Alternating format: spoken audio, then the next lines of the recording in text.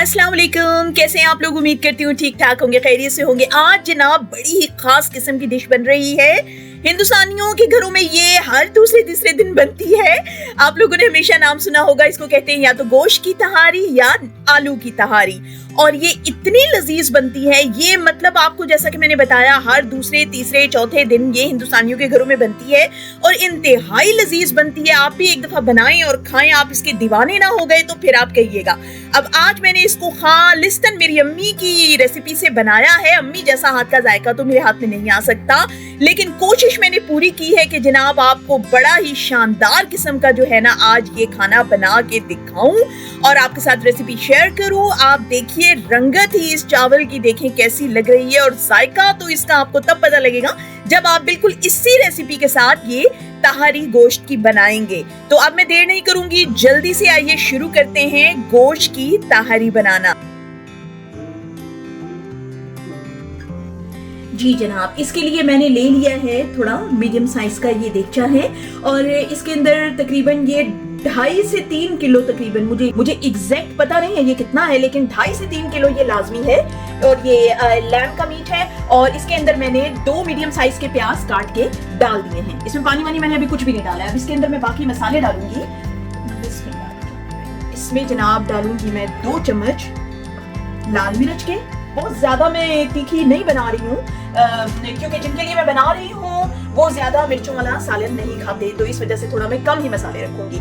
और इसमें डलेगा जनाब 1.5 चम्मच नमक, और नमक बाद में मैं चेक भी करूंगी इसलिए अभी इतना डाला है। 1 चम्मच इसमें डलेगा हल्दी और 1 चम्मच इसके अंदर मैं डालूंगी गरम मसाला पाउडर और 1 चम्मच इसमें डलेगा धनिया पाउडर और 1 चम्मच इसमें डलेगा जनाब हमारा सफेद जीरा पाउडर।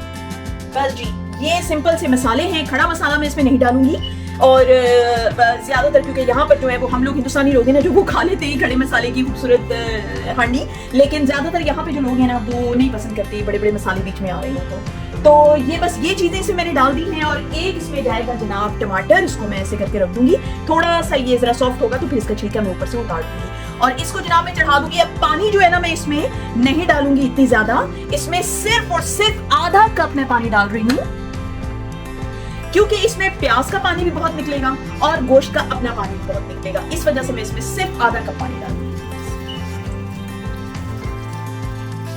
बस जी, इतना पानी मैंने डालना है। अब इसको मैं रख दूंगी, पहले थोड़ी तेज आंच में रखूंगी हाई फ्लेम पे 5-7 मिनट तक और उसके बाद मैं बिल्कुल हल्की आंच पे इसको रख दूंगी गोश्त को गलने के लिए, इसलिए कि लैम्ब का मीट है, ये 20-25 मिनट में वैसे ही गल जाता है। इसको प्रेशर कुकर में बनाने की जरूरत नहीं है और मेरी तो कोशिश होती है कि कम से कम प्रेशर कुकर में मुझे बनाना पड़े क्योंकि सारे जायका जो है ना उसका और उसके जितने भी फवाइद हैं वो कम हो जाते हैं, बल्कि तकरीबन खत्म ही हो जाते हैं। तो इस वजह से जो है मैं हमेशा कोशिश करती हूँ स्लो कुकिंग में बनाऊं इसको।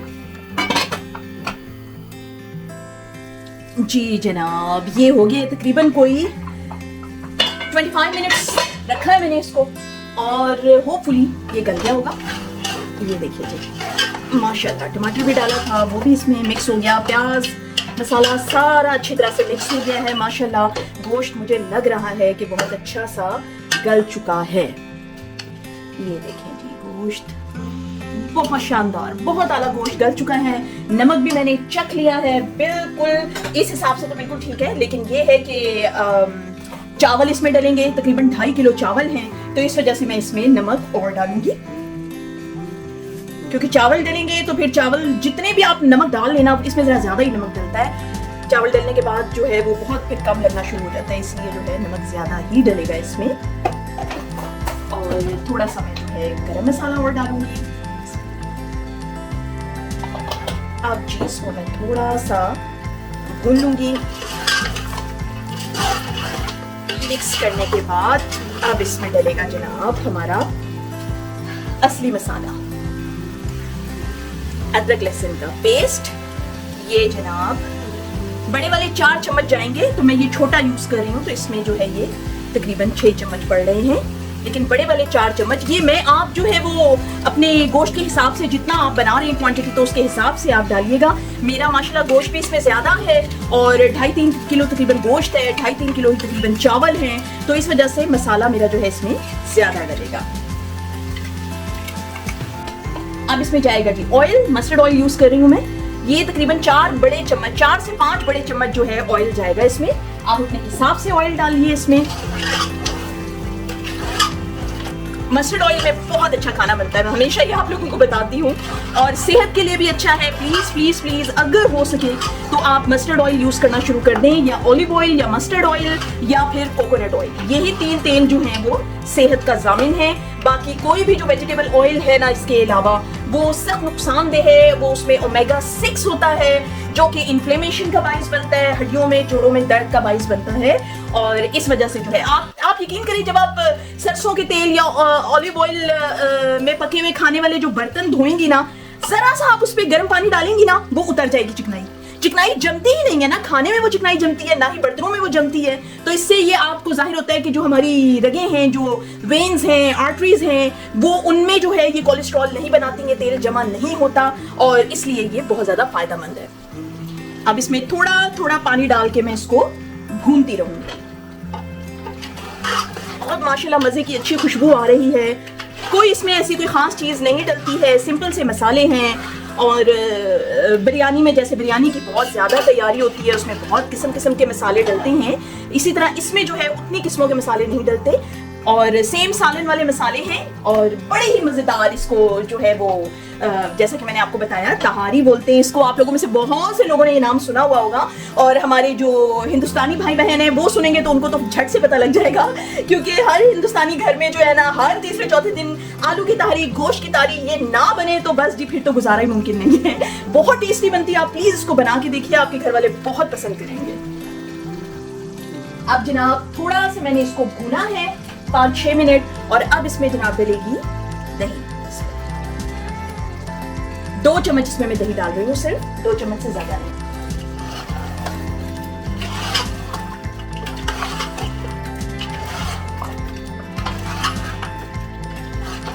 बस जी इसको जरा सा भूनूंगी मैं तेज आंच पे, और उसके बाद इसमें हल्का सा पानी डाल के और इसको मैं हल्की आंच पे रख दूंगी जरा 2-4 मिनट के लिए, कि मसाला दही जितना भी है वो इसके अंदर अच्छी तरह मिक्स हो जाए। उसके बाद जो है मैं इसमें राइस शामिल करूंगी। ये देखिए जी, मसाला बहुत अच्छी तरह से इसमें मिक्स हो गया है, और अब जो है मैं इसमें चावल शामिल करूंगी। नमक भी मैंने चख लिया है और नमक मजीद भी डाल दिया है। चावल जी मैंने सेला चावल लिए, मैं हमेशा सेला चावल ही लेती हूँ, और अच्छा पकता है ये, बहुत शानदार। ये जब आप इस तरह की कोई पुलाव, बिरयानी, इस टाइप की कोई चीज़ बनाएं तो हमेशा प्रेफर करें कि आप सेला चावल ही इस्तेमाल करें। इसको तकरीबन 2.5 से 3 घंटे लाजमी भिगोएं अगर आपके पास टाइम है, वरना आधा घंटा तो जरूर भिगोएं। अब ये मैं इसमें शामिल कर दूंगी।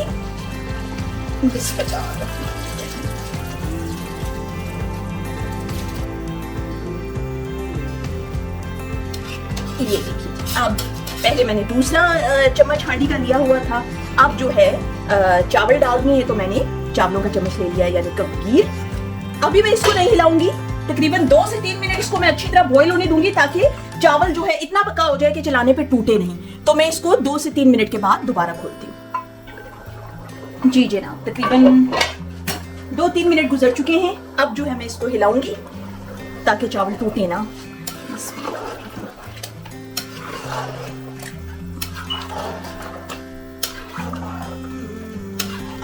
इस मौके पे जी आप नमक दोबारा भी चख सकते हैं, क्योंकि इस वक्त भी आपके पास टाइम होता है कि आप नमक और गरम मसाला डाल सकें। इसके बाद तो फिर नहीं होगा। इस टाइम पे अगर आप नमक चेक करें और वो नमक आपको बहुत तेज लगे तो उसका मतलब ये होता है कि हाँ जी चावलों में नमक परफेक्ट होगा, क्योंकि जाहिर है चावलों ने फूलना है अभी। तो मैं चेक कर चुकी हूँ, नमक बिल्कुल परफेक्ट है। ये जरा इसको 2-4 मिनट मैंने और पकाना है, उसके बाद मैं इसको दम पे रखूंगी। जी जनाब, चावल हमारे दम पे रखे जाने के लिए तकरीबन तैयार हैं। इस मौके पे जी मैं डालूंगी इसमें हरा धनिया, हरी मिर्च। ये देखिए जी, बस इसको हल्का सा ऊपर नीचे कर दूंगी मैं।